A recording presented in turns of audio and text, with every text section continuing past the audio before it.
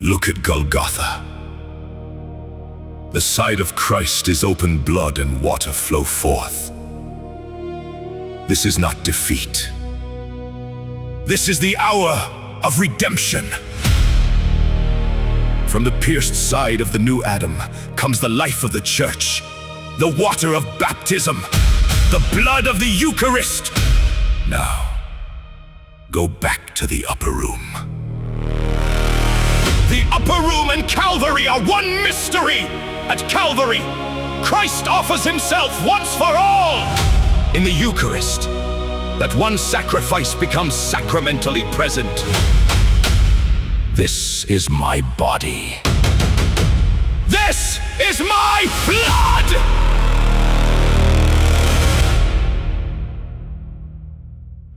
പിതാവിൻ്റെയും പുത്രൻ്റെയും പരിശുദ്ധാത്മാവിൻ്റെയും നാമത്തിൽ ആമേൻ. ഈശോ മിശിഹായ്ക്ക് സ്തുതിയായിരിക്കട്ടെ. പ്രിയപ്പെട്ടവരെ, നമ്മുടെ ദിവ്യകാരുണ്യ വിമോചന യാത്രയുടെ 12ാമത്തെ ദിവസത്തിലേക്ക് ഒത്തിരി സന്തോഷത്തോടെ നിങ്ങളെ ഞാൻ സ്വാഗതം ചെയ്യുകയാണ്. ഒരുപാട് അനുഗ്രഹീതമായ ഒരു യാത്രയാണിത്. ഞാൻ എല്ലാ ദിവസവും നിങ്ങളിത് മറന്നു പോകാതിരിക്കാൻ നിങ്ങളെ ഓർമ്മിപ്പിക്കുന്നതാണ്. നമ്മൾ ആമുഖത്തിൽ എപ്പിസോഡിൽ പറഞ്ഞ എല്ലാ കാര്യങ്ങളും നിങ്ങൾ നിർബന്ധമായിട്ടും കേട്ട് എങ്ങനെയാണ് ഈ 40 ദിവസത്തെ പ്രാർത്ഥന കൊണ്ട് നമ്മുടെ വ്യക്തിപരമായ ജീവിതം വിശുദ്ധീകരിക്കപ്പെടാനും പൂർവികമായി തലമുറകളിലൂടെ കടന്നു വന്ന തിന്മകളൊക്കെ നമ്മളിൽ നിന്ന് മാറാനും പരിശുദ്ധ കുർബാനയിലൂടെ എങ്ങനെ ഡെലിവറൻസ് പ്രാപിക്കാനും നമുക്ക് കഴിയും എന്നതിന് നമ്മളെ സഹായിക്കുന്ന ഒരു ശുശ്രൂഷയാണിത്. ഇതൊരു വലിയ ദൈവകൃപ സഭയിൽ ആകമാനം ആഞ്ഞടിക്കുന്നതിന് ഇടയാക്കും. നിങ്ങളിതിൻ്റെ ഭാഗമാകാതെ പോകരുത്. നിങ്ങൾക്ക് ഇത് മിസ് ചെയ്യരുത്. അതുകൊണ്ട് നിങ്ങളുടെ പ്രിയപ്പെട്ടവരോടെല്ലാം ഇത് ഷെയർ ചെയ്യണം, പറയണം.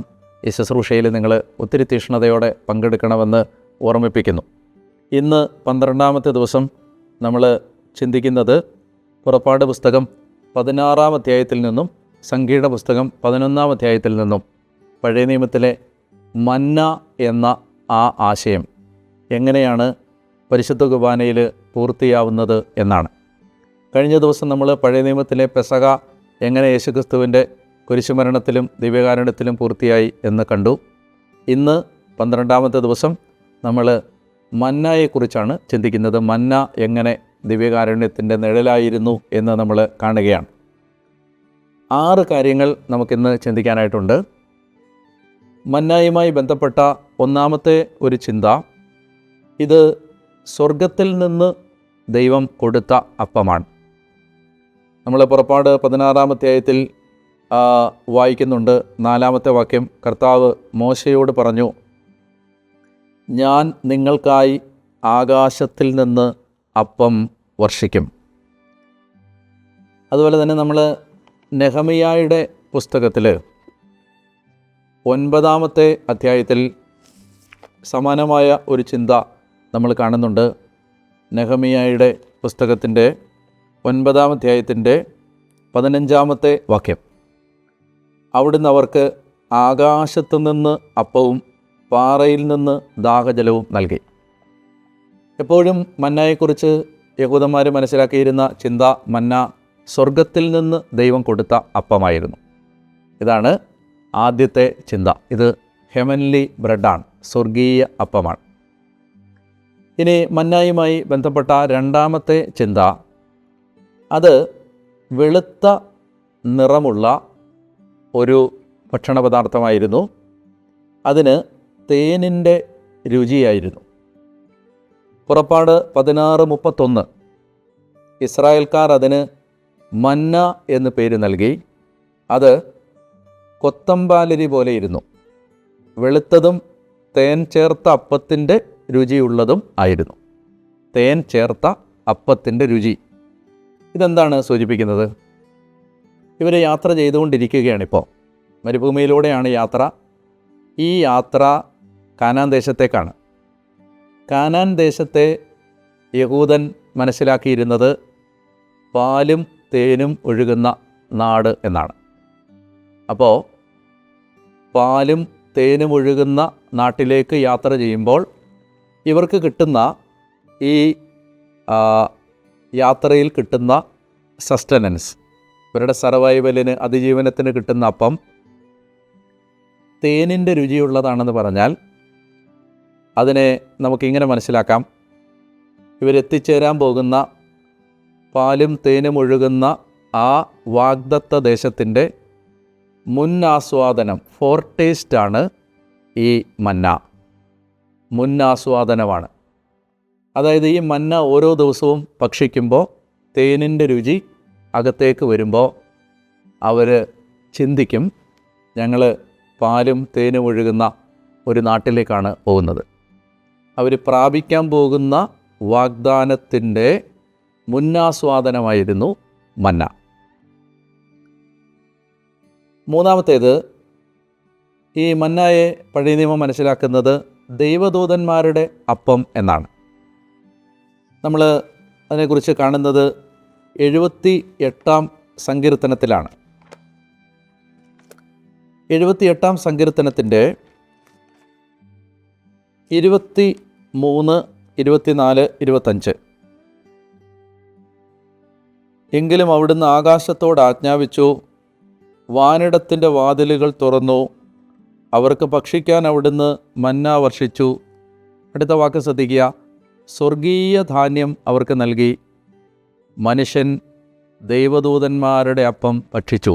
അപ്പം മന്നയെ അവർ കണ്ടിരുന്നത് ദൈവദൂതന്മാരുടെ അപ്പം ആയിട്ടാണ്, ബ്രെഡ് ഓഫ് ദി ഏഞ്ചൽസ് ആണ്, മാലാഖമാരുടെ അപ്പമായിട്ടാണ് അവർ മന്നയെ മനസ്സിലാക്കിയിരുന്നത്. ഇത് തന്നെ ജ്ഞാനത്തിൻ്റെ പുസ്തകം 16-ാം അധ്യായത്തിൻ്റെ 20-ാമത്തെ വാക്യത്തിലും കാണാൻ പറ്റും.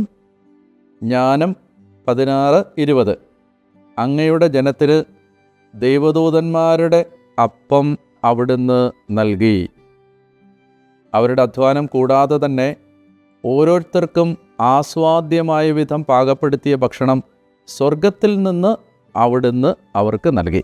ദൈവദൂതന്മാരുടെ അപ്പമാണ് ഇത്. ഇനി നാലാമത്തെ ആശയം, മന്നായുമായി ബന്ധപ്പെട്ട് കാണുന്ന നാലാമത്തെ ആശയം, ഇത് ഈ എല്ലാ ദിവസവും അവർ ശേഖരിക്കണമായിരുന്നു. അതായത് നാളത്തേക്ക് വേണ്ടി സൂക്ഷിച്ചു വെക്കാൻ പറ്റില്ല.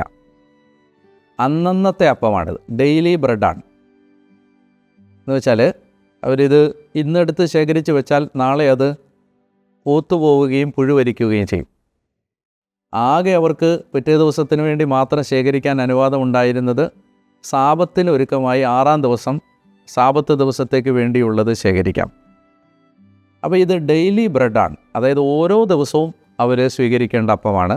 അതാണ് അതുമായി ബന്ധപ്പെട്ട നാലാമത്തെ ചിന്ത. ഇനി 5-ാമത്തെ ചിന്ത, മോശ അവരോട് പറയുകയാണ്, വരുംകാല തലമുറകൾക്ക് കാണാൻ വേണ്ടി നിങ്ങളിതെടുത്ത് സൂക്ഷിച്ചു വെക്കണം. പുറപ്പാട് 16:34 കാണുന്നത്. നിങ്ങളിത്, അതുകൊണ്ട് അവരൊരു സ്വർഗീയ ഒരു ഒരു ഒരു ഒരു സ്വർണ്ണ പേടകത്തിനകത്ത് മന്ന സൂക്ഷിച്ചു വെച്ചു എന്ന് നമുക്ക് കാണാം. 6-ാമത്തെ കാര്യം, ഇത് യാത്രയിൽ അവർക്ക് ദൈവം കൊടുത്ത പാഥേയമാണ്, അതായത് വഴിച്ചോറാണ്, അല്ലെങ്കിൽ യാത്രാഭക്ഷണമാണ്. അപ്പോൾ ഇങ്ങനെ 6 കാര്യങ്ങൾ മന്നായുമായി ബന്ധപ്പെടുത്തി പഴയ നിയമത്തിൽ നമ്മൾ കാണുകയാണ്. എന്തുകൊണ്ടാണ് നമ്മൾ ദിവ്യകാരുണ്യവുമായിട്ട് മന്നായെ ബന്ധപ്പെടുത്തുന്നത് ചോദിച്ചാൽ, അതിലേറ്റവും പ്രധാനപ്പെട്ട ആശയം ഈശോ തന്നെ മന്നായായിട്ട് അവതരിപ്പിച്ചു. യോഹന്നാന്റെ സുവിശേഷം 6-ാം അധ്യായത്തിൽ ഈശോ പറയുന്നുണ്ട്, ഞാൻ സ്വർഗത്തിൽ നിന്നിറങ്ങിയ ജീവനുള്ള അപ്പമാണ് എന്ന് പറഞ്ഞാൽ ജീവനുള്ള മന്നായാണ്. പഴയ നിയമത്തിലെ മന്ന ജീവനില്ലാത്ത അപ്പമാണ്, എന്നാൽ പുതിയ നിയമത്തിലെ മന്നായായ യേശു ജീവനുള്ള അപ്പമാണ്. ഇത് അപ്പോൾ ഈശോ തന്നെയാണ് താൻ ജീവനുള്ള മന്നായാണെന്ന് പറഞ്ഞത്. ഈശോയാണ് പറഞ്ഞത്, നിങ്ങൾ എന്നെ ഭക്ഷിക്കണം, നിങ്ങൾ എൻ്റെ രക്തം പാനം ചെയ്യണം എന്ന അർത്ഥത്തിൽ അവിടെ സംസാരിക്കുന്നത്. ഇനി പുതിയ നിയമത്തിലേക്ക് വരുമ്പോൾ 1-ാം നൂറ്റാണ്ടൊക്കെ എത്തുമ്പോഴേക്കും ന്യൂ ടെസ്റ്റ്മെൻറ്റ് ടൈംസിൽ യഹൂദ റബ്ബിമാർ പഠിപ്പിച്ചിരുന്നൊരു കാര്യമുണ്ട്. ഈ മെസ്സിഹ പുതിയ മോശ ആയിരിക്കും. Messiah will be new Moses, പുതിയ മോശ ആയിരിക്കും. അതുകൊണ്ട് പഴയ മോശ മരുഭൂമിയിൽ വെച്ച് സ്വർഗത്തിൽ നിന്ന് മന്ന ഇറക്കിയതുപോലെ പുതിയ മോശയായ മെസ്സിഹ മന്ന ഇറക്കിക്കൊണ്ടുവരും എന്ന ഒരു വിശ്വാസം 1-ാം നൂറ്റാണ്ടിലെ യഹൂദ റബ്ബിമാരുടെ ഇടയിൽ ഉണ്ടായിരുന്നു. ബ്രാൻ പിത്രെ എന്ന് പറയുന്ന ദൈവശാസ്ത്രജ്ഞൻ വിശുദ്ധ കുർബാനയുടെ യഹൂദ വേരുകൾ, ജൂയിഷ് റൂട്ട്സ് ഓഫ് യൂക്കരിസ്റ്റ് എന്ന് പറഞ്ഞ ഒരു പുസ്തകത്തിൽ ഇതിനെക്കുറിച്ച് വിശദമായിട്ട് അദ്ദേഹം പ്രതിപാദിക്കുന്നുണ്ട്. ഈ 1-ാം നൂറ്റാണ്ടിലെ യഹൂദ റബ്ബിമാരുടെ വിശ്വാസം വിശുദ്ധ കുർബാനയെക്കുറിച്ച് പറയുമ്പോൾ അദ്ദേഹം പറയുന്നുണ്ട്. ഇപ്പം ഞാൻ പറഞ്ഞു വരുന്നത്, അതുകൊണ്ട് ഇത് ദിവ്യകാരുണ്യം മന്നായാണ്, പുതിയ മന്ന. ഏതെല്ലാം രീതിയിലാണ് അതുകൊണ്ട് പരിശുദ്ധ കുർബാനയെ ഈ കണ്ണിലൂടെ നമ്മൾ കാണേണ്ടത്? ഒന്നാമത്തേത്, ഇത് സാധാരണ ഒരപ്പമല്ല. പരിശുദ്ധ കുർബാന സ്വീകരിക്കുമ്പോൾ നമ്മൾ ഓർക്കണം, ഇത് സ്വർഗീയ അപ്പമാണ്, ഹെവൻലി ബ്രെഡാണ്. അതുകൊണ്ട് അത് നമ്മൾ നിസ്സാരമായോ ഉദാസീനമായോ കുർബാന ഭക്ഷിക്കാൻ പാടില്ല. It is heavenly bread. രണ്ടാമതായിട്ട്, ഇത് നമുക്ക് ദൈവം തരാൻ പോകുന്ന സ്വർഗീയ കാനാൻ്റെ മുന്നാസ്വാദനമാണ്. കുഞ്ഞാടിൻ്റെ വിവാഹ വിരുന്നിൽ പങ്കെടുക്കാൻ പോകുന്ന വിശ്വാസിക്ക് കർത്താവ് തരുന്ന മുന്നാസ്വാദനമാണ് വിശുദ്ധ കുർബാന. വരാൻ പോകുന്ന ആ സ്വർഗീയ വാഗ്ദത്തങ്ങളുടെ ഫോർടേസ്റ്റാണ്. അതുകൊണ്ടാണ് നമ്മൾ ഓരോ വിശുദ്ധ കുർബാനയിലും ഇങ്ങനെ ലത്തീൻ ക്രമത്തിൽ പ്രാർത്ഥിക്കും. എന്താണ്? കുഞ്ഞാടിൻ്റെ വിവാഹ വിരുന്നിന് ക്ഷണിക്കപ്പെട്ടവർ ഭാഗ്യവാന്മാർ എന്ന വെളിപാട് പുസ്തകത്തിലെ വാക്യം ആവർത്തിക്കും. കുഞ്ഞാടിൻ്റെ വിവാഹ വിരുന്നിന് ക്ഷണിക്കപ്പെട്ടവർ ഭാഗ്യവാന്മാർ. ഇതാ ദൈവത്തിൻ്റെ കുഞ്ഞാട്, ഇതാ ലോകത്തിൻ്റെ പാപം നീക്കുന്നവൻ, കുഞ്ഞാടിൻ്റെ വിവാഹ വിരുന്നിന് ക്ഷണിക്കപ്പെട്ടവർ ഭാഗ്യവാന്മാർ. അപ്പോൾ അതുകൊണ്ട് ഇത് നമുക്ക് വരാൻ പോകുന്ന സ്വർഗീയ കൃപകളുടെ മുന്നാസ്വാദനമാണ്. നമ്മൾ യേശുക്രിസ്തുവിൻ്റെ ശരീരരക്തങ്ങൾ സ്വീകരിക്കുമ്പോൾ നമുക്ക് ദൈവം സ്വർഗം തന്നിരിക്കുന്ന, വാഗ്ദത്തം വച്ചിരിക്കുന്ന കാര്യങ്ങൾ നമ്മൾ അനുഭവിക്കുകയാണ്. മൂന്നാമതായിട്ട്, ഇത് മാലാഖമാരുടെ അപ്പം എന്ന് പറഞ്ഞാൽ ഇത് മാനുഷികമായ ഒരു അപ്പമല്ല. ഇത് മാലാഖമാർ പോലും അത്ഭുതത്തോടെ ഉറ്റുനോക്കുന്ന അപ്പമാണ്. നാലാമതായിട്ട്, നമ്മളെല്ലാ ദിവസവും ഈ സ്വർഗീയ അപ്പം മന്ന പോലെ തന്നെ സ്വീകരിക്കണം. അത് മന്നയാണെങ്കിൽ അതെല്ലാ ദിവസവും ഓരോ ദിവസവും വർഷിക്കപ്പെട്ടെങ്കിൽ നമ്മൾ കർത്താവ് ഈശോ നമ്മളോട് പറഞ്ഞ പോലെ ഈശോയുടെ ശരീരരക്തങ്ങൾ എല്ലാ ദിവസവും സ്വീകരിക്കണം. അത് ഡെയിലി ബ്രെഡാണ്. സ്വർഗസ്ഥനായ പിതാവേ എന്ന പ്രാർത്ഥനയിൽ നമ്മൾ പ്രാർത്ഥിക്കുന്നുണ്ടല്ലോ, അന്നന്ന് വേണ്ട ആഹാരം ഇന്ന് ഞങ്ങൾക്ക് തരണമേ. Give us this day our daily bread. ആ ഡെയിലി ബ്രെഡ്, അന്നന്ന് വേണ്ട ആഹാരം എന്നതിന് യഥാർത്ഥത്തിൽ ഉപയോഗിച്ചിരിക്കുന്ന വാക്ക് നമ്മൾ സാധാരണ കഴിക്കുന്ന ഭക്ഷണം എന്ന അർത്ഥത്തിലുള്ള വാക്കല്ല. ഞാൻ അതിനെക്കുറിച്ച് വായിച്ചിട്ടുള്ളത് ഇങ്ങനെയാണ്, അത് സൂപ്പർ സബ്സ്റ്റാൻഷ്യൽ ബ്രെഡ് എന്നാണ്. എന്ന് പറഞ്ഞാൽ സ്വർഗീയമായ അപ്പം, സൂപ്പർ നാച്ചുറൽ ബ്രെഡ്. ഈ നമ്മൾ കാണുന്ന അപ്പം പോലെയല്ലാത്ത സ്വർഗീയമായ അപ്പം ഞങ്ങൾക്ക് തരണമേ എന്നാണ് അതിൻ്റെ യഥാർത്ഥത്തിലുള്ള അർത്ഥം എന്ന് ഞാൻ വായിച്ചിട്ടുണ്ട്. അപ്പോൾ ഞാൻ പറഞ്ഞു വരുന്നത്, നമ്മൾ എല്ലാ ദിവസവും നമുക്ക് വേണ്ട ആ സൂപ്പർ സബ്സ്റ്റാൻഷ്യൽ ബ്രെഡാണ്. നമുക്ക് കിട്ടുന്ന പ്രകൃത്യാതീതമായ ആ അപ്പമാണ്, സ്വർഗീയ അപ്പമാണ്, ആത്മാവിൻ്റെ ഭക്ഷണമാണ് വിശുദ്ധ കുർബാന. അതുകൊണ്ട് നമ്മളെല്ലാ ദിവസവും വിശുദ്ധ കുർബാനയിൽ കഴിയുന്നിടത്തോളം എല്ലാവരും പങ്കെടുക്കാൻ പരിശ്രമിക്കണം. ഇനി മോശ പറഞ്ഞതുപോലെ തന്നെ സൂക്ഷിച്ച് വച്ചിരിക്കുന്ന സ്വർണ്ണ പേടകമാണ് സക്രാരികൾ. മന്ന സൂക്ഷിച്ച് വച്ചിരിക്കുന്ന ആ സ്വർണ്ണ പേടകമാണ് സക്രാരികൾ. അതുകൊണ്ട് ഓരോ സക്രാരിയിലും എഴുന്നള്ളിയിരിക്കുന്ന ദിവ്യനാഥനെ കാണാനും സംസാരിക്കാനും ആരാധിക്കാനും ആരാധനാ ചാപ്പലുകളിൽ പോയി പ്രാർത്ഥിക്കാനും നമ്മൾ പരിശ്രമിക്കുമ്പോൾ അത് ഈ മന്നായുമായി ബന്ധപ്പെടുത്തി നമുക്ക് ചെയ്യാവുന്ന വലിയ ഒരു ആരാധനയാണ്, നല്ല ഒരു ആരാധനാ രീതിയാണ്.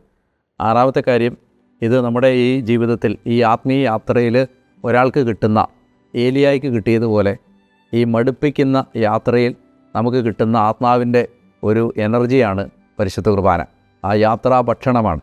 അതുകൊണ്ട് നമ്മളതിനെ വളരെ ഗൗരവമായി ഈ 6 തലങ്ങളിൽ എടുത്താൽ നമുക്ക് വലിയ ദൈവകൃപ പ്രാപിക്കാനായിട്ട് സാധിക്കും എന്ന് ഞാൻ ഈ 12ാമത്തെ ദിവസം ഒത്തിരി സ്നേഹത്തോടെ നിങ്ങളെ ഓർമ്മിപ്പിക്കുകയാണ്.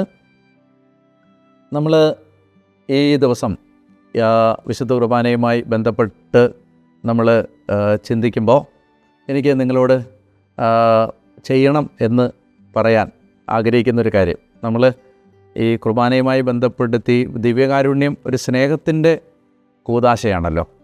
ഇത് ഈശോയുടെ സ്നേഹമല്ലേ, ഈശോയുടെ ശരീരരക്തങ്ങൾ നമുക്ക് തന്നത്. അപ്പോൾ അതുകൊണ്ട് തന്നെ നമുക്ക് നമ്മുടെ സ്നേഹം എന്ന പുണ്യം നമുക്കൊത്തിരി പരിധികളില്ലാതെ സ്നേഹിക്കാൻ കഴിയുന്ന വിധത്തിൽ നമ്മുടെ ഹൃദയം സ്നേഹം കൊണ്ട് നിറയുന്നതിന് ആഗ്രഹിക്കാം. നമ്മുടെ ഉള്ളിൽ നിന്ന് നമ്മൾ നേരത്തെ ഒരു ദിവസം പ്രാർത്ഥിച്ചതാണ് വെറുപ്പ് മാറാൻ.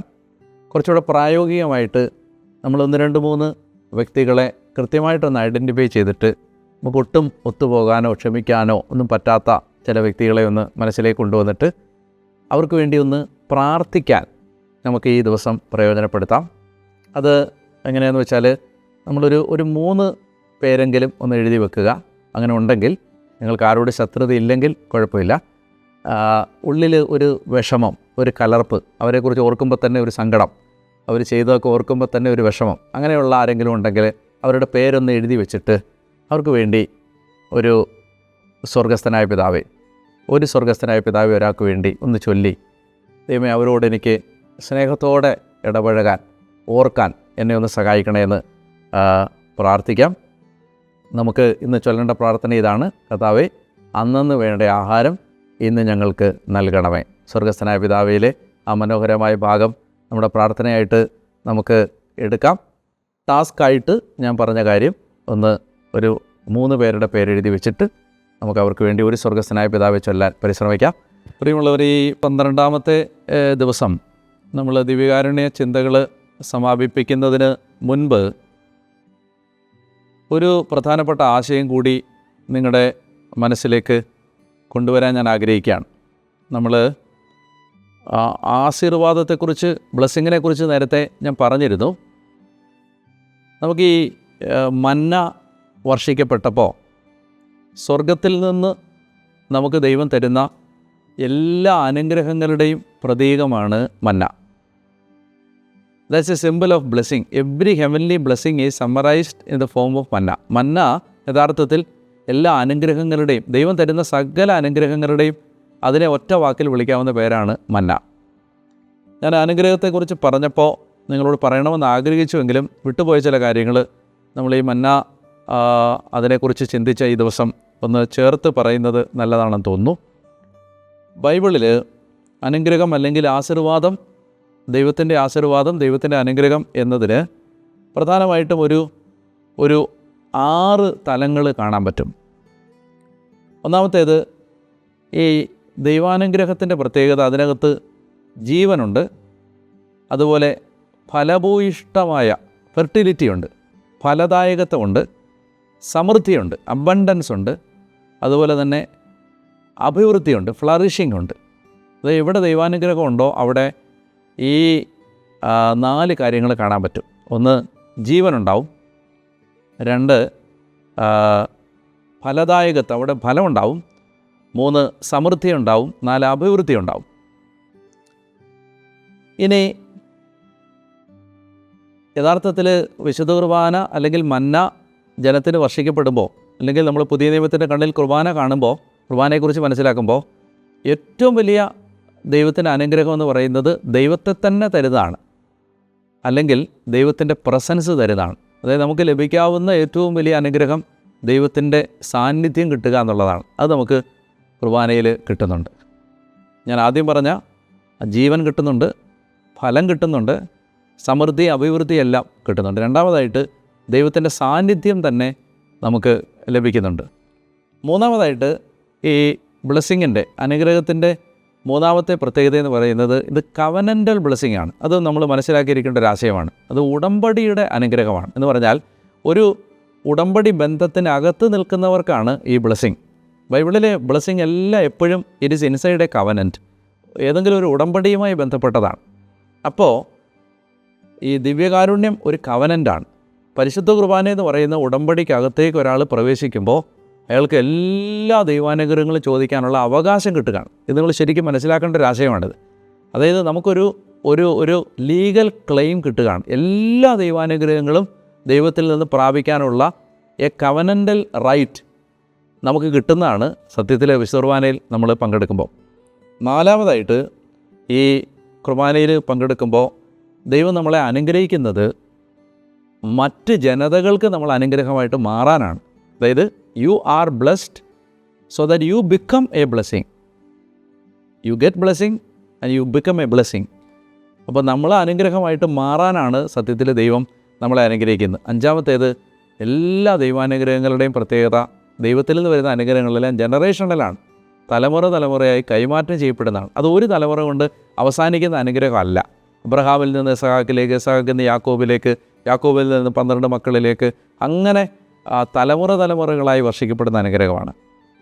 ആറാമത്തേത്, ഏറ്റവും വലിയ ആ അനുഗ്രഹത്തിൻ്റെ ക്ലൈമാക്സ് എന്ന് പറയുന്നത് നമ്മൾ മരിച്ച് നമ്മുടെ ആത്മാവ് നിത്യജീവൻ പ്രാപിക്കുക എന്നതാണ്. നിത്യതയില്ലാത്ത ഈ ഭൂമിയിൽ എല്ലാ അനുഗ്രഹങ്ങളും കിട്ടിയാലും ആത്മാവ് നശിച്ചു പോയാൽ അത് ദൈവാനുഗ്രഹമായി മാറുന്നില്ല. അങ്ങനെ ഈ 6 തലങ്ങൾ നമ്മൾ മന്ന വർഷിക്കപ്പെടുമ്പോൾ സ്വർഗത്തിൽ നിന്ന് ലഭിക്കുന്ന അനുഗ്രഹങ്ങളാണല്ലോ മന്ന സൂചിപ്പിക്കുന്നത്. കുർബാനയുമായി ബന്ധപ്പെട്ട് ഈ ഒരു 6 തലങ്ങൾ നമുക്കുണ്ടാവാൻ പ്രാർത്ഥിക്കാം. ഒന്ന്, ജീവനുണ്ടാവാൻ, അതുപോലെ തന്നെ ഫലദായകത്വം, നമ്മൾ ചെയ്യുന്നതെല്ലാം ഫലം ഉണ്ടാവാൻ, പിന്നെ നമുക്ക് സമൃദ്ധി ഉണ്ടാവാൻ, അഭിവൃദ്ധി ഉണ്ടാവാൻ. അതാണ് ആദ്യത്തേത്. പിന്നെ ദൈവത്തിൻ്റെ സാന്നിധ്യം കുർബാനയിലൂടെ നമുക്ക് കിട്ടാൻ. മൂന്നാമതായിട്ട്, ഈ ഉടമ്പടിക്കകത്ത് നിൽക്കുന്നതുകൊണ്ട് എല്ലാ അനുഗ്രഹത്തിനുള്ള അവകാശം എനിക്കുണ്ടെന്ന് മനസ്സിലാക്കാൻ. നാലാമതായിട്ട്, നമുക്ക് മറ്റുള്ളവർക്കൊരു അനുഗ്രഹമായിട്ട് നമ്മൾ മാറാൻ. അഞ്ചാമതായിട്ട്, നമ്മുടെ തലമുറയിലേക്ക് ഈ അനുഗ്രഹം ഒഴുകാൻ. ആറാമതായിട്ട്, നമ്മൾ മരണശേഷം നിത്യതയിൽ എത്തിച്ചേരാൻ. അതിനുകൂടി നമ്മളെ ഈ കുർബാന അർപ്പണം സഹായിക്കാൻ നിങ്ങൾ പ്രാർത്ഥിക്കുകകൂടി ചെയ്താൽ കുർബാന അർപ്പണം നമ്മുടെ ജീവിതത്തിന് വളരെ ജീവിത ബന്ധമുള്ള അർപ്പണമായിട്ട് മാറും. നാളെ വീണ്ടും നിങ്ങളെ കാണാം എന്ന സന്തോഷത്തോടെ ഇന്ന് ഞാൻ യാത്ര പറയുകയാണ്. ദൈവം നിങ്ങളെ എല്ലാവരെയും അനുഗ്രഹിക്കട്ടെ. ആരാധനയിൽ നമുക്കിതിനു വേണ്ട ആശീർവാദം പ്രാർത്ഥിക്കുകയും ചെയ്യാം.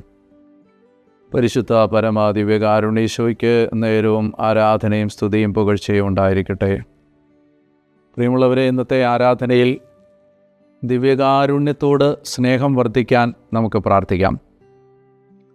ജീവൻ്റെ അപ്പമായി കർത്താവ് തന്നെ നമുക്ക് തരുമ്പോൾ ആ ദൈവത്തിൻ്റെ ആത്മദാനത്തെ അവിടുന്ന് കാണുന്ന അതേ വിലയോടെ കാണാൻ കൃപ തരണമേ എന്ന് നമുക്ക് ആഗ്രഹിക്കാം.